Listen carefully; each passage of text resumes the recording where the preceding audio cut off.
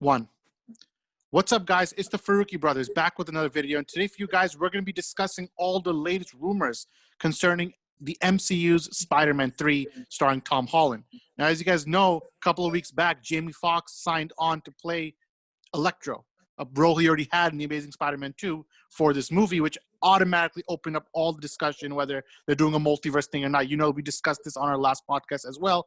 But it turns out there might be much more to this than meets the eye, because Tobey Maguire and Andrew Garfield are both heavily rumored to be in discussions to reprise their role as Spider-Man and Peter Parker for the movie, right? So it's pretty crazy. Of course, you know, take it with a grain of salt. You know, it's not 100% confirmed or anything, but the rumors out there are suggesting that Sony are in negotiations with both Garfield and Maguire to come back to the role. Garfield, apparently, according to rumors, is actually much more open to come back. For Maguire, it's taking a little bit of time. They got to up the money, you know, as they say for him. You know, he's a little more expensive because obviously if Tobey Maguire shows up in Spider-Man 3, like, that's a $2 billion movie. If this was a pre-pandemic times, right? This would be crazy. So I want to get everyone's thoughts on this and kind of where the movie can go, but also our reactions if, let's say, we're sitting in a movie theater and freaking the 3 Spider-Men show up. Like, that's crazy, right? So I'll start with Zion on this one. What is your opinion? Because I know in the last podcast you were a little skeptical when it came to, does Jamie Foxx coming back as Electro mean they're doing a Spider-Verse or not? You were more skeptical on it. But now, looking back and hearing these rumors, what are your thoughts on everything?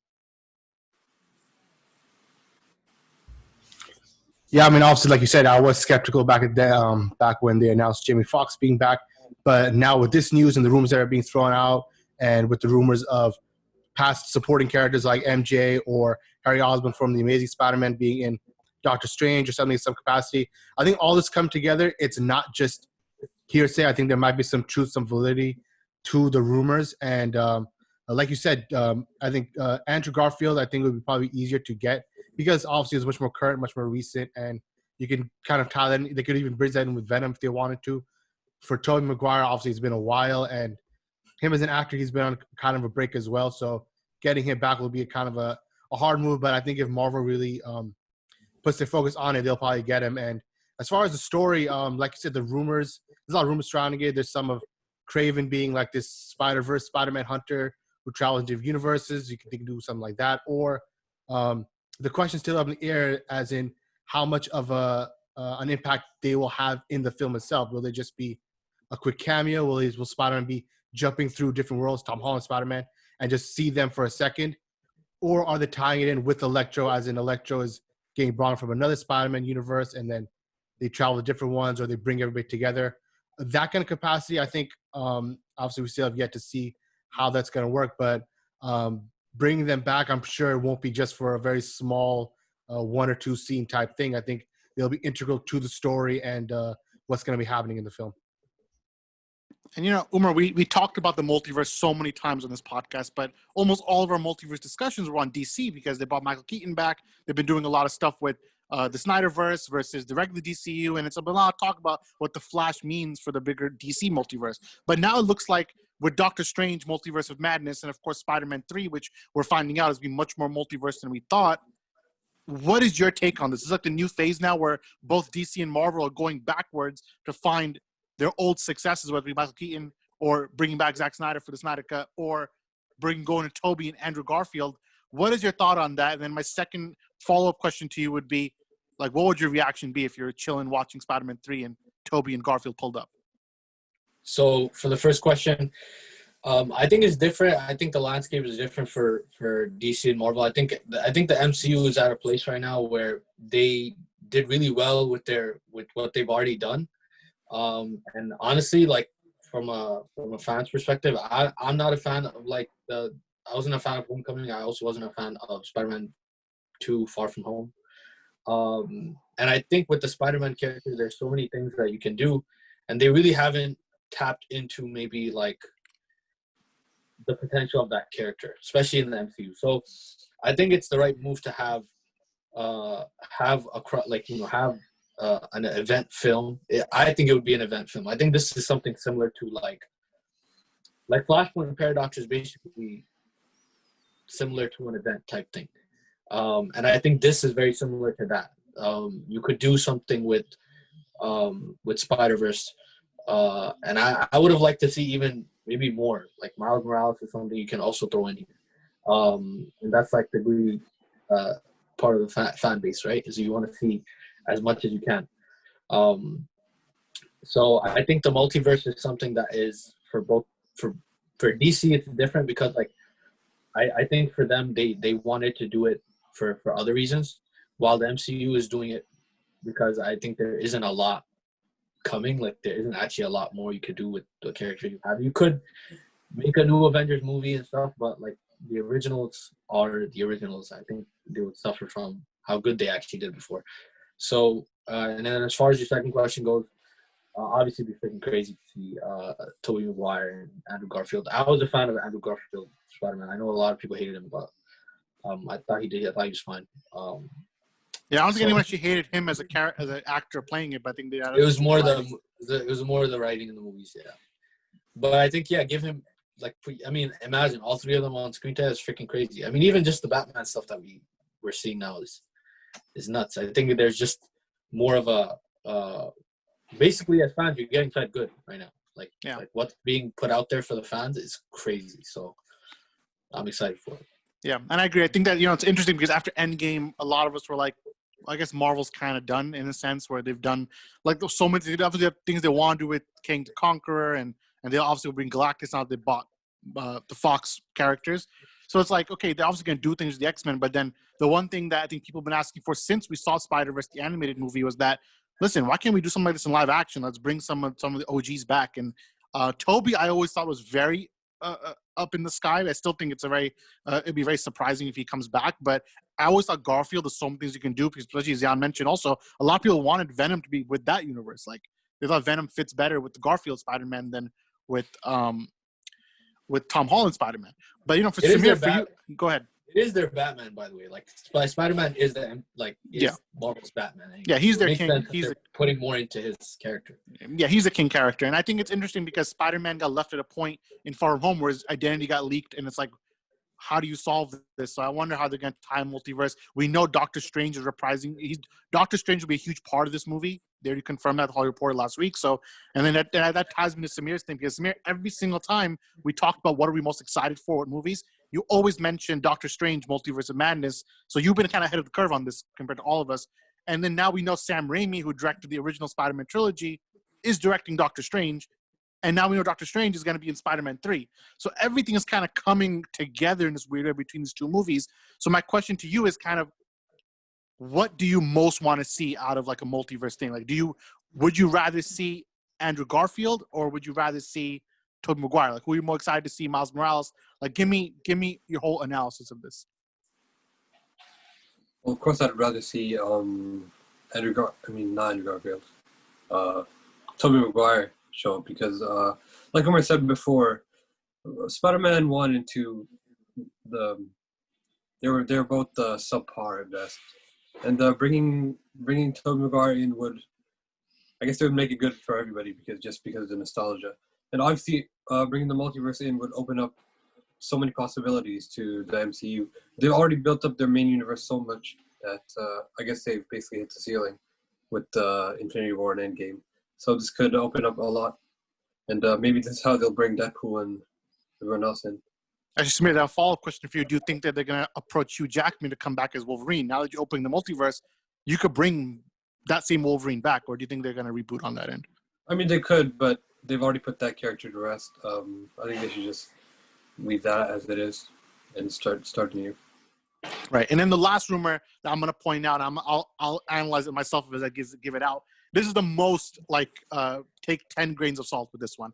But the rumor is that not only are they trying to bring Andrew and Toby back for this movie, they want to bring them back for multiple movies, and they don't want to just end it there. So if they're bringing Tobey Maguire back, for example, they're not offering him a 1-movie contract for $20 million. They'd rather have him a 2-movie contract for $50 million and pull up, right? And then that leads to, what do they want to do with these characters? What's the end game for Sony? This is not Disney. This is Sony now, right? Because Sony's the one who's trying to bring them back. And would Sony want to do Spider-Man 4 or Amazing Spider-Man 3? And Azan, you can ask this question, like, do you think that's even in the cards, or why would they want to bring these guys back for multiple movies?